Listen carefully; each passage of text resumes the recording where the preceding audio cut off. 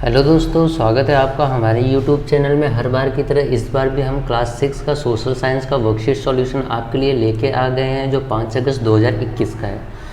जैसा कि हर वर्कशीट में आपको बोलता हूँ, यहाँ पे आपको अपना नाम फिलअप करना है, यहाँ पे आपको अपने क्लास टीचर का नाम फिलअप करना है। ठीक है, आइए चलते हैं क्वेश्चन की तरफ। क्वेश्चन में क्या बोलते हैं, भोजन करते वक्त आपने कभी सोचा कि आपके द्वारा खाए जाने वाले चावल और गेहूँ कब और कहाँ उगाया गया। ठीक, आइए इस प्रश्न का उत्तर इस दिए गए मानचित्र से ढूंढते हैं। देखो, चावल गेहूँ कहाँ उगाया गया उसके बारे में बताया गया है। ठीक है, ये रहा हमारा मैप।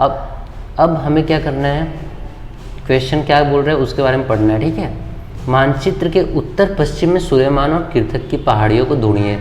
उत्तर पश्चिम पता है, आप इसको ऐसे कल्पना करके सोच सकते हो कि उत्तर पश्चिम कहाँ रहेगा। ठीक है, तो दोस्तों ये रहा ईस्ट, ये रहा वेस्ट, ये आपका रहा नॉर्थ, ये रहा साउथ। अब उस उत्तर पश्चिम मतलब नॉर्थ वेस्ट, तो मतलब इस पार्ट में आएगा जो भी जिसके बारे में मैं बात कर रहे हैं। नॉर्थ वेस्ट का अगर नाम लिया है तो इधर आएगा। अब देखो, उत्तर पश्चिम में सुलेमान और किरथक की पहाड़ी ढूंढी है। उत्तर पश्चिम में सुलेमान और किरथक, देखो किरथक और सुलेमान, ये रहा। मतलब पहाड़ कहाँ हो सकते हैं, इसी के बीच में हो सकते हैं, इसी एरिया में हो सकते हैं। आज से लगभग 8,000 साल पहले यहाँ के स्त्री पुरुषों ने गेहूँ और जौ जैसी फसलों को उगाना शुरू किया। गेहूँ जौ यहाँ पे 8,000 साल पहले स्त्री पुरुषों ने उगाना शुरू किया था। इसी प्रकार देखो, इस सेकंड पॉइंट में क्या, ये फर्स्ट पॉइंट हो गया।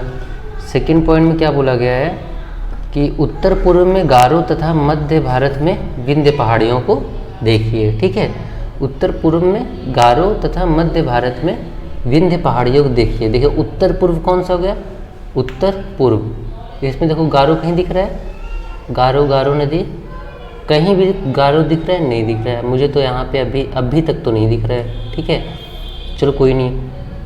तथा मध्य भारत में विंध्य पहाड़ियों देखिए। मध्य भारत मतलब इतने एरिया में होना चाहिए। ये देखो विंध्य पहाड़ियाँ कहाँ है, ये रहा मध्य भारत में विंध्य पहाड़ियाँ देखिए।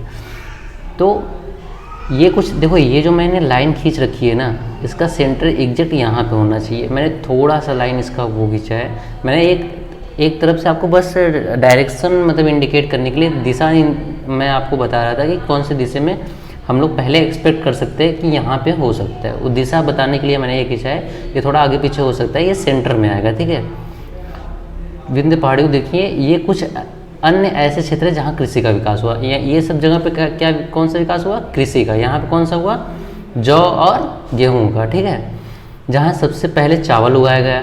देखो गेहूँ और जौ के लिए किरधर और सुलेमान पहाड़ी याद कर सकते हो, चावल के लिए विंध्य पहाड़ी और गौरे पहाड़ी याद कर सकते हो। ठीक है, अब चलते हैं इस पॉइंट पे। मानचित्र पर सिंधु तथा इसके सहायक नदियों को देखिए। ठीक है, मानचित्र पर सिंधु नदी तथा इसके सहायक नदियों को देखिए। देखो सिंधु नदी कहाँ है, ये रहा। ठीक है, सहायक नदियाँ कौन सी होंगी इसकी, झेलम नदी, चिनाव नदी, रावी नदी, सतलज नदी, सब इसी से होकर निकली हैं।